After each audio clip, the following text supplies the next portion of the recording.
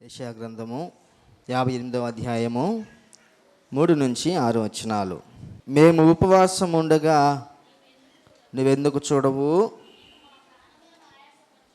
మేము మా ప్రాణములను ఆయాసపరుచుకొనగా నువ్వెందుకు లక్ష్య పెట్టవు అని అందురు. ఉపవాస దినమున వ్యాపారము చేయుదురు, కలహపడుచు వివాదం చేయుదురు, అన్యాయంగా గుద్దులాడుచు ఉపవాసముందురు. మీ కంఠధ్వని పరమున వినబడినట్లుగా మీరిప్పుడు ఉపవాసం ఉండరు. అట్టి ఉపవాసము నాకు అనుకూలమా? 6 వచనం వరకు. మనుషుడు తన ప్రాణమును బాధపరుచుకొనవలసిన దినం అట్టిదేనా? తల వంచుకొని కట్టుకొని బూడిదపరుచుకొని కూర్చుండుట ఉపవాసమా?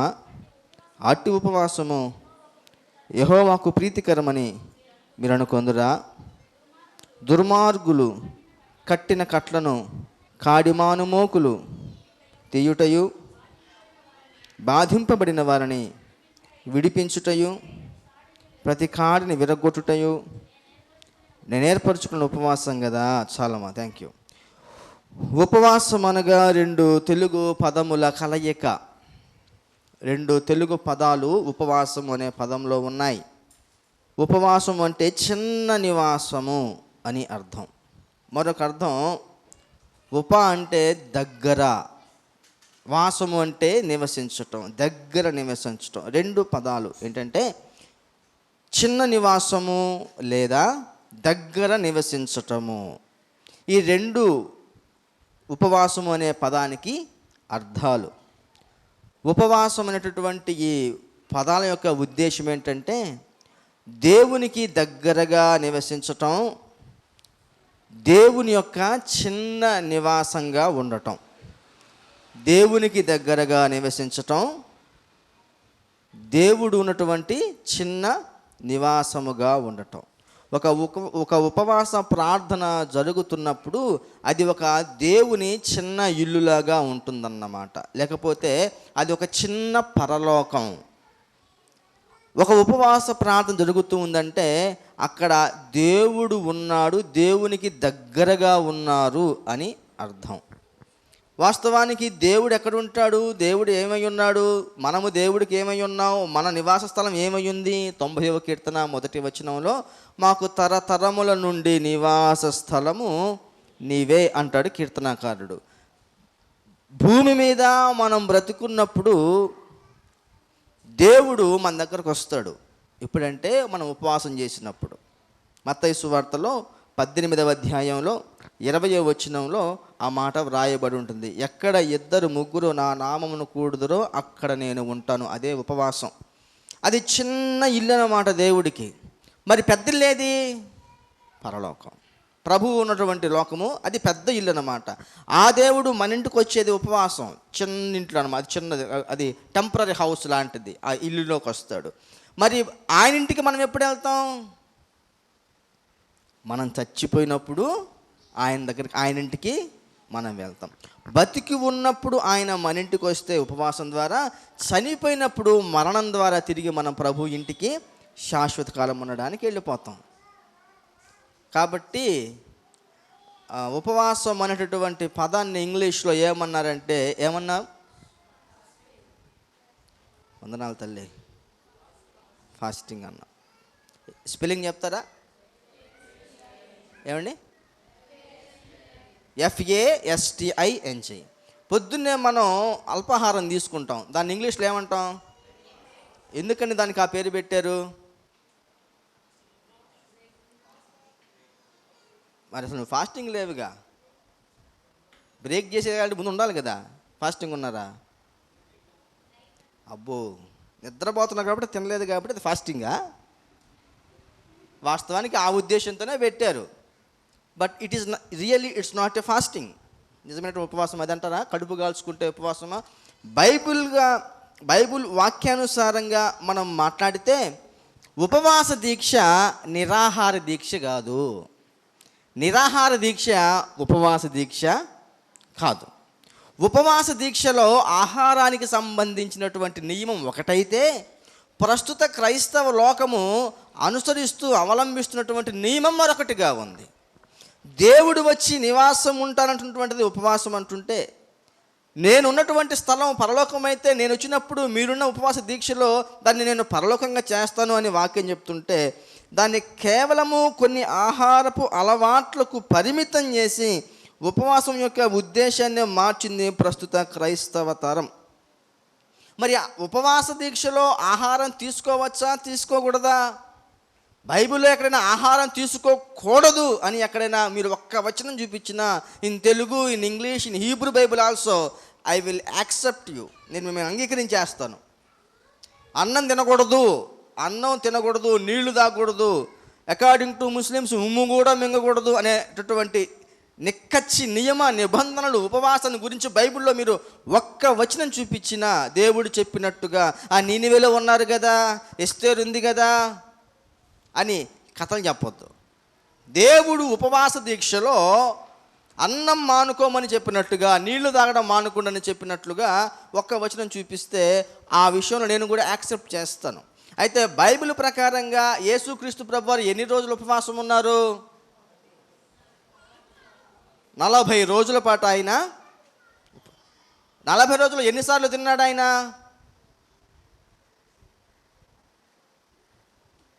40 రోజులు ఎన్నిసార్లు భోజనం చేశాడు? అమ్మా చేయలా? నిజం చెప్పండి, చేసాడు చేయలేదా? బైబిల్ తీయండి. మత్తయి సువార్త 4వ అధ్యాయం మొదటి 2 వచనాలు.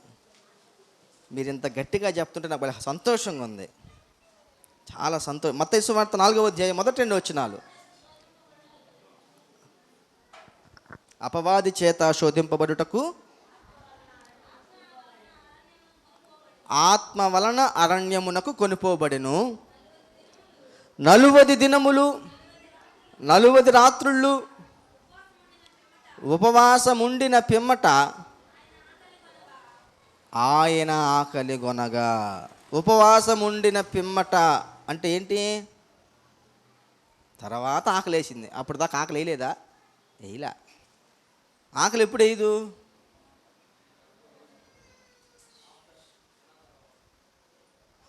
మరి ప్రభు ఏమైనా తిన్నాడా 40 రోజులు? 40 రోజులు ఏం తినలా, ఏమి తాగలా. కానీ 40 రోజుల తర్వాత ఆకలేసింది. ప్రభు ఎప్పుడైనా నాలాగా ఉపవాసం ఉండండి అని చెప్పాడా? 40 రోజుల పాటు కడుపు కాల్చుకుని అని చెప్పాడా? ఎక్కడా ఉపవాసంలో అన్నం తినొద్దని చెప్పలా. మోషే ఎన్ని రోజులు ఉన్నాడు కొండ మీద ప్రభుతో మాట్లాడడానికి వెళ్ళి? 40 రోజులు ఉన్నాడు. ఏమైనా తిన్నాడా? ఏమైనా తాగాడా? ఆ విషయాన్ని ఇశ్రాయేలుకైనా కట్టడగా పెట్టాడా? నేను 40 రోజులు తినలేదు, మీరు తాగలేదు, మీరు కూడా తినకూడదు అని పెట్టాడా? పెట్టలా.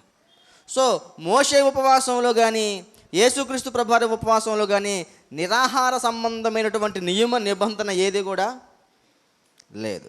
కానీ మనం ఏం చేస్తున్నాం? ఆహారాన్ని నిషేధించి మేము ఉపవాస దీక్షలో నిక్కచ్చిగా ఉంటున్నామనే ఒక భ్రమలో బతుకి యేసు ప్రభువారు భోజనం చేయకపోవడానికి కానీ, ప్రస్తుత క్రైస్తవ లోకం భోజనం చేయకపోవడానికి గల కారణం కానీ ఎవరు ఎందుకు నియమించుకున్నారు అంటే, కడుపు నిండితే కంటి నిండా నిద్ర వస్తుందన్న ఒకే ఒక ఉద్దేశంతో, కడుపు కాల్చుకుంటే కొద్దిపాటిగా శరీరం ఆ క్షుద్బాధతోనైనా సరే చురుకుగా ఉంటుందన్న ఉద్దేశంతో ఆహారాన్ని నిషేధించారు తప్ప అది వాక్యానుసారంగా తీసుకున్నటువంటి నియమం అయితే కాదు. అక్షరాల కడుపు నిండా భోజనం చేసి కూడా ఉపవాస ప్రార్థన చేసుకోవచ్చు. ఒట్టి మాట కాదు, వాక్యంలో నేను మీకు చూపించి ముందుకు తీసుకుని వెళ్ళే ప్రయత్నం చేస్తాను. 10 గంట నాకుంది, నా వాచ్ 2 అయిందన్న, ఆడ కొంచెం పరిగెత్తుతుంది. 2:15 వరకు నేను వాక్యం చెప్పి నేను మీకు ముగిస్తాను. యేసుక్రీస్తు ప్రభువారు చేసినటువంటి ఉపవాస దీక్షలో ఆయన ఏ ఆహారము తీసుకోలేదు, ఏ పానీయమును కూడా తీసుకొనలేదు. మోషే కొండ మీదకి వెళ్ళినప్పుడు ఆయన ఏ భోజనము తీసుకోలేదు, ఏ పానీయమును కూడా తీసుకొనలేదు. అయితే ఇప్పుడు మనము కూడా అలాగా 40 రోజుల పాటు ఉండగలమా అంటే ఉండొచ్చు అని నిరూపించాడు ఒక ఆయన. ఎవరు చెప్తారా? 40 days నిరాహార దీక్ష చేశాడు ఒక ఆయన, మన పక్క జిల్లా ఆయన. అనా ఉన్నాడా? ఉన్నాడా? ఉపవాసం ఉన్నాడా? చచ్చిపోయాడు. నిరాహార దీక్ష చేశాడు ఆయన కూడా. ఏమి తినలా, తాగల. ఉపవాస దీక్షలో వాస్తవానికి ప్రభువు పెట్టినటువంటి విషయం ఏంటంటే, ఆ ఉపవాసం భూమి మీద పరలోకాన్ని చూపించాలంట. ఉపవాసం ఏం చూపించాలి? పరలోకాన్ని చూపించాలి. ఉపవాసంలో ప్రభు ఇందాక యెషయా గ్రంథంలో చెప్పిన ఒక్క మాట తీసి చదువుతారా? యెషయా గ్రంథం 58వ అధ్యాయం. ఆయనకి ఇష్టమైన ఉపవాసం ఒకటి ఉందంట. ఆయన నియమించాడంట దాన్ని, ఆయన దాన్ని ఏర్పాటు చేశాడట ఆ ఉపవాసాన్ని. మీరు ఎందుకనో మనం ఆ విషయాన్ని పక్కన పెట్టేశాం. 58వ అధ్యాయము 7వ వచనం మొట్టమొదట చెప్పినటువంటి మాట, నీ ఆహారము ఆకలిగొనిన వారికి పెట్టుటయు, రక్త సంబంధికి ముఖము తప్పింపకొండుటయు, దిక్కుమాలని బీదలను ఇంట చేర్చుకొనుటయు, వస్త్రహీనుడు నీకు కనబడినప్పుడు వానికి వస్త్రమునిచ్చుట ఇదియే కదా నాకు ఇష్టమైన. అంటే దేవుడు ఇష్టపడే ఉపవాసంలో నిరాహారం ఏమీ లేదు. ఇంకా ఏముంది? ఆహారం పెట్టమని ఉంది. ఇప్పుడు ఒక్కసారి అన్న క్యాలిక్యులేటర్ ఒకసారి ఓపెన్ చేసి పెట్టండి. ఒకళ్ళు చక్కగా టకటక నాకు ఆన్సర్ ఇవ్వగలిగిన వాళ్ళు, రైట్? ఆహారం పెట్టాల్సినటువంటి అవసరం ఉపవాసంలో ఉంది. వింటున్నారా? ఉపవాసం రోజున ఏం జరగాలి? ఆహార వితరణ జరగాలి, ఆహార వితరణ జరగాలి, వస్త్ర వితరణ జరగాలి, రైట్? ఒక 10 మంది ఉన్నటువంటి క్రైస్తవ సంఘంలో 10 కుటుంబాలు ఉన్నటువంటి 10 కుటుంబాలు సంఘంలో ఉంటే 10 కుటుంబాల్లోని నుంచి 10 కుటుంబాలు ఉపవాసం ఉంటే ఒక్కొక్కరు ఒక కేజీ లెక్కన ఆ రోజు జీతభత్యం, ఆ రోజు భోజన భత్యం కేజీ లెక్కన సంఘంలోకి ఆహార పదార్థాన్ని తీసుకొస్తే, అదే మనకు అందరికీ అర్థమైన భాషలో 1 కేజీ బియ్యం తీసుకొని వస్తే ఎన్ని కేజీలు అవుతుంది? బాగా గుర్తుపెట్టుకుని మళ్ళీ మనకు రిపీట్ అవుతాయి లెక్కలు. 10 కేజీ కేజీ లెక్కన 10 మంది ఆహారం తీసుకొస్తే 10 కేజీల ధాన్యం మనకి ఉంటుంది.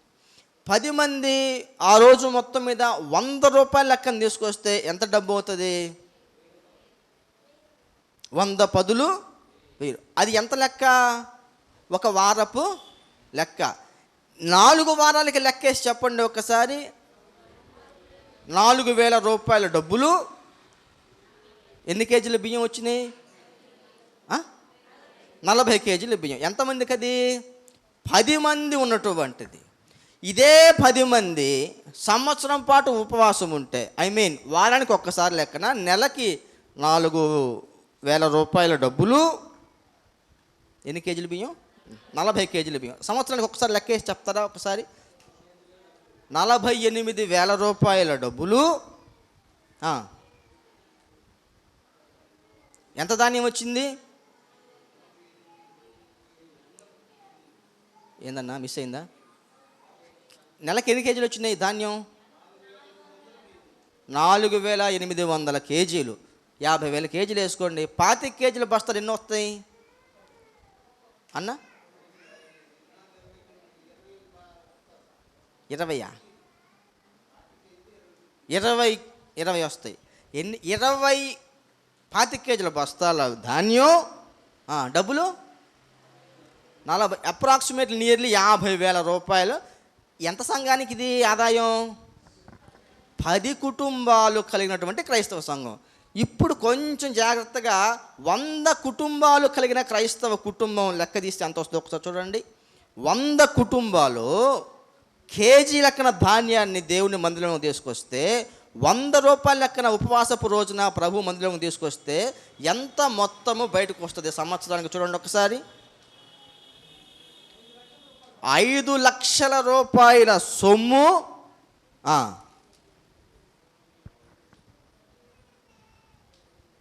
డబ్బులైతే 5 లక్షలు చెప్పేశాడు అన్న. ధాన్యం ఎంత ధాన్యం రావాలి? నియర్లీ 200 బస్తాలు, 25 కేజీలు. 200 బస్తాలు సంవత్సరానికి 100 మంది ఉన్నటువంటి సంఘంలో వస్తాయి. ఇందులో ఎవరైనా వాటి కోసం ప్రత్యేకంగా పనిచేసి పక్కన పెట్టిన ఏమైనా ఉన్నాయా? ఒక్కరోజు తెచ్చినటువంటి బత్యమే కదా అది. 100 రూపాయల లెక్కన వేసాం మనం. 1 కేజీ బియ్యమే వేసాం ఒక రోజుకు మనం.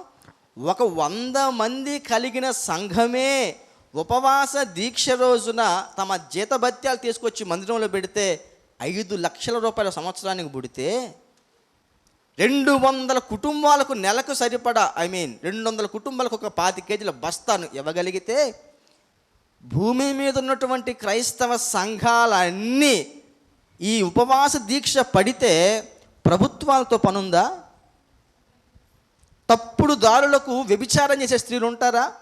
దొంగతనాలకు వెళ్ళే స్త్రీలు ఉంటారా? లంచగొండికి పరుగులెత్తే ప్రభుత్వ అధికారి ఉంటాడా? అనారోగ్యంతో చచ్చిపోయే రోగి ఉంటాడా? కోటాను కోట్ల రూపాయలు క్రైస్తవ సంఘం సమాజానికి ఖర్చు పెట్టగలుగుతుంది. ఆ సొమ్ముతోటి ఏం చేయగలుగుతుందో తెలుసా? అదే చేసి చూపించారు మిషనరీలు. ఎలాగంటే వారి సొమ్మునంతా వారి దీక్షలో దాన్నే ఒరిజినల్ ఫాస్టింగ్ అంటారు. స్కూల్స్ కడతారు ఆ ఉపవాస దీక్షలో వచ్చినటువంటి సొమ్ముతోటి. హాస్పిటల్స్ కడతారు, ఆర్ఫనేజెస్ కడతారు, హోమ్స్ కడతారు. స్టడీ చెప్పించి వాళ్ళని తదుపరి ఉద్యోగాల నిమిత్తం, తదుపరి తరగతుల నిమిత్తం విదేశాలకు పంపుతారు. వాళ్ళని అందరినీ పంపగా కూడా సంఘానికి ఇంకను మిగిలేంతటి సొమ్ము మిగలదంటారా? మనం ఇప్పుడు దాకా వేసిన లెక్క 100 మందికే. ప్రపంచంలో క్రైస్తవ సంఘాలన్నీ ఈ దీక్షని పెట్టగలిగితే పేదరికం అనేది భూమి మీద కనపడుద్దా? ఉపవాసపు దీక్షలో ఉద్దేశం ఏమిటంటే ఉపవాస దీక్ష ద్వారా పైనున్న పరలోకాన్ని భూమి మీద చూపించటమే. ఎందుకని ఇదంతా చెయ్యాలి? దేవుడి పనేంటి? అందరికీ సరిపడా ఆహారాన్ని ఇస్తున్నాడా? అందరికీ సరిపడా సూర్య వెలుగుని, సూర్యరశ్మిని ఇస్తున్నాడా? అందరికీ సరిపడా ఆ కులమని, ఆ మతమని, ఆ జాతిని, నన్ను వ్యతిరేకించేవాడని, నన్ను దూషించేవాడని తారతమ్యం ఏమీ లేకుండా అందరికీ సరిపడా జల వనరులు పుట్టించాడా? దేవుడిస్తున్నంత ధారాళంగా ఇంకెవరు ఇవ్వలేరు కదా. నీ దగ్గర డబ్బున్నంత మాత్రాన గాలిని కొనేసుకోగలుగుతావా? నీక్కడ జ్ఞానం ఉన్నంత మాత్రాన బతికేయగలుగుతావా? నువ్వు ఎంత గొప్ప డాక్టర్ అయినా సెల్ఫ్ ఆపరేషన్ చేసుకోగలుగుతావా? దేవుని యొక్క ఉద్దేశం ఏంటంటే అందరూ కూడా ఎలాగుండాలి? సస్యశ్యామలంగా ఉండాలి. ఆ దేవుణ్ణి దేవునిగా కలిగిన క్రైస్తవ సంఘం ఆ పనిని ఏం చేయాలి? క్రియారూపకంలోకి తీసుకురాగలగాలి. అది క్రైస్తవ సంఘానికి మాత్రమే ఉన్నటువంటి దేవుడిచ్చిన బాధ్యత. కానీ ఆ ఉపవాస దీక్ష ఎవరు చేస్తున్నారు? ఆదిమ సంఘం చేయలేదంటారా? చేసి చూపెట్టింది. ఆదిమ సంఘంలో ఉన్నటువంటి క్రైస్తవులు తమ ఆస్తులు తెచ్చి అపోస్తలుల పాదముల దగ్గర పెడితే అన్నిటిని అమ్మి తమ చరాస్థిర ఆస్తులు అమ్మి తెచ్చి పెడితే అందరికి ఎలా పంచారట? అంటే ఎవరు ఉండకూడదు సంఘంలో? హెచ్చు. అది ఎక్కడి పరిస్థితి? అది పరలోకంలో ఎలాగుంటారు? అందరూ పరిశుద్ధ స్థితిలో ఉంటారు. చేసిన పనిని బట్టి ప్రభువు కిరీటం ఇస్తాడు. అది సెకండరీ. కానీ అందరు ఎలాగుంటారు? ఏ కొరత లేకుండా ఉంటారు, ఏ అవసరం లేకుండా పరలోకంలో ఉంటారు. ఆ పరలోకాన్ని భూమి మీద చూపించడానికే ప్రభు అంటున్నాడు, ఇది కదా నాకు ఇష్టమైన ఉపవాసం. చదువుతారు ఇప్పుడు ఒక్కసారి మరలా గుర్తు వస్తుంది, బుర్రలోకి ఎక్కుద్ది. 58వ అధ్యాయం 6వ వచనంలో, 7వ వచనంలో, నీ ఆహారము ఆకలి గొనిన వారికి పెట్టుట. ఎప్పుడైనా మన ఉపవాస ప్రార్థన రోజున ఆహారం పెట్టిన అనుభవం మన సంఘంలో ఎవరికైనా ఉందా? అనాథాశ్రమంలో ఒకవేళ నీకు ఎవరు తెలియదు, ఎవరు ఆకలిగా నీకు తెలియదు, కానీ ఆకలిగా ఉంటే అక్కడికి వెళ్తే అన్నం పెడతారు అని ఒక స్థలం కొంతమందికి ఒక అవగాహన ఉంటుంది. అంటే అన్నదాన సత్రం అనుకోండి. క్రైస్తవ సంఘం ఆ సంఘం ఉన్న ఊరి వారికి, ఆ క్రైస్తవ సంఘం ఆ సంఘం ఉన్నటువంటి గ్రామంలోని పేదవారికి, ఆ క్రైస్తవ సంఘం ఆ గ్రామంలో ఉన్నటువంటి అనారోగ్యం ఉన్నవారికి, ఆ క్రైస్తవ సంఘం అక్కడ ఉన్నవారికి ఆ మాత్రం నమ్మకం పుట్టించలేకపోతుందా? ఫలానా సంఘం దగ్గరికి వెళ్తే నా ఆకలి తీరుద్ది, ఫలానా సంఘం దగ్గరికి వెళ్తే నా ఆర్థిక అక్కర తీరుద్ది, ఫలానా సంఘం దగ్గరికి వెళ్తే నాకున్న పరిస్థితి కొంచెం బయటపడుద్ది అనే నమ్మకాన్ని ఎందుకని సంఘం ఇవ్వలేకపోతుందంటే వారి ఉపవాస దీక్ష ప్రభు దగ్గరికి వెళ్ళట్లా. ఉపవాసంలో వారు పెట్టే మొర్ర ప్రభు దగ్గరికి వెళ్ళట్లేదు. అదే 58:4 వచనంలో రాస్తాడు, పైన వచనంలో 5 పైన, మీ కంఠధ్వని పరమున వినబడునట్లుగా మీరిప్పుడు ఉపవాసం ఉండరు. ఉపవాసపు రోజున చేయాల్సిన పనిని చేయకుండా ప్రాణాన్ని ఆయాస పెట్టుకోవడం మాత్రమే పనిగా పెట్టుకుని 3వ వచనంలో మేము ఉపవాసం ఉండగా నువ్వు ఎందుకు చూడవని అడుగుతున్నారు. దేవుణ్ణి ప్రశ్నిస్తున్నారు వీళ్ళు. మేము ఉపవాసం ఉంటే ఎందుకు చూడవు ప్రశ్నిస్తున్నారా? ఎందుకు చూడ దేవుడు? ఎందుకు చూడ కూడా రాశాడు కదా. ఎందుకంట 3లో సమాధానం, 4వ లైను, మీ ఉపవాస దినమున మీరు వ్యాపారం చేస్తారు, మీ పనివారి చేత కఠినమైన పని చేయిస్తారు, కలహపడతారు, వివాదం చేస్తారు, అన్యాయంగా గుద్దులాడుకుంటూ. ఇది ఏం ఫాస్టింగ్? ఇది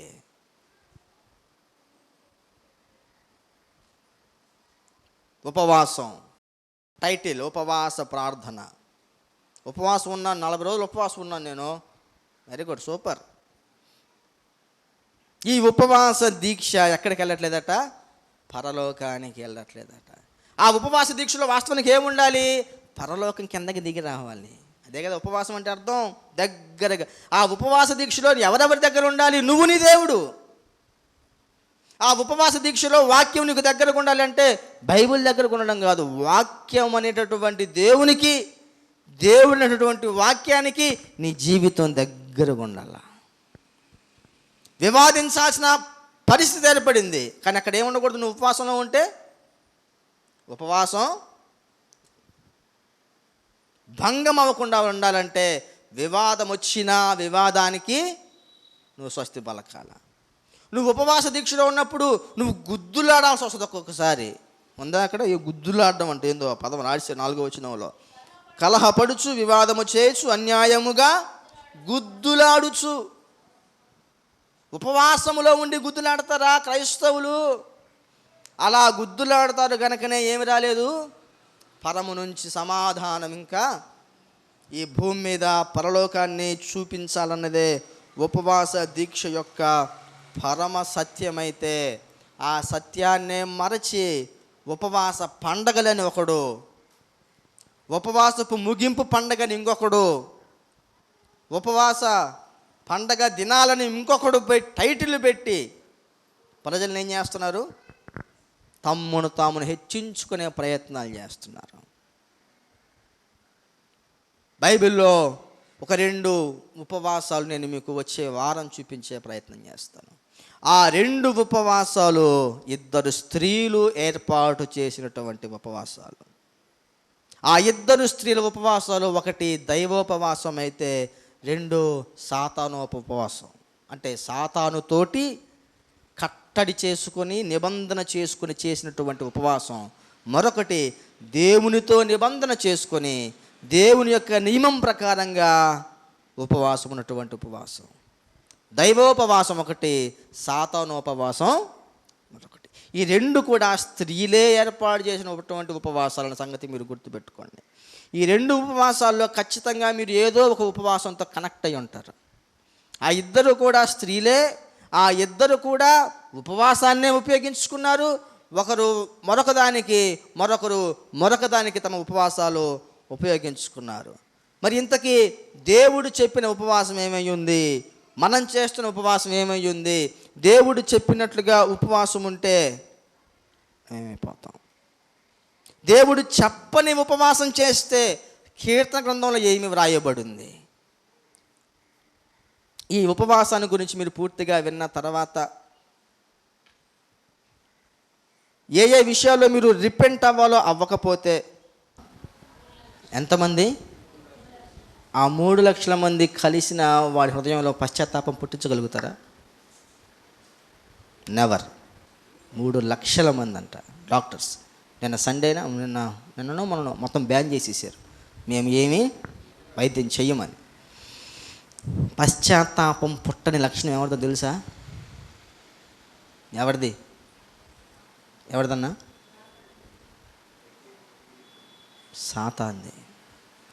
దేవుని బిడ్డలు దేవుని ఆత్మతో నింపబడ్డట్టుగా దయ్యపు బిడ్డలు దయ్యపు ఆత్మతో నింపబడతారు అనడానికి మంచి రుజువు ఏంటంటే, ఆనాడు కసబు కనపడ్డాడు. వాడు కూడా భయపడాల, కసబ్ చంపేసుకోమని హ్యాపీగా చచ్చిపోయాడు ఉరికమ్మకి.